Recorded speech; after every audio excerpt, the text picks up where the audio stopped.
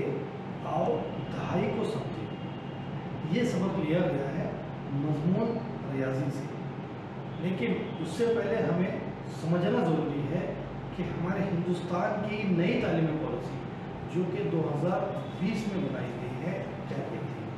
वो कहती है कि हर बच्चे की नशोनुमा हर शोबे में होना लाजमी है। कौन कौन से शोबे हैं? इल्मी तरक्की है, ज़हनी तरक्की है, समाजी तरक्की है, सकाफ़ती तरक्की है। ये सब तरक्कियात होना लाजमी है।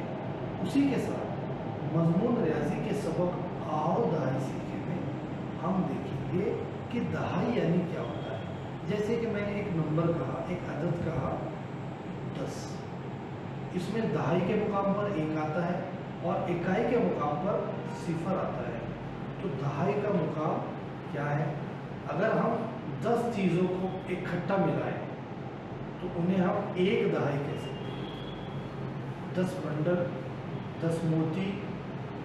इसी तरह से इस सबक में हम दहाई को और भी तफसील से सीखेंगे।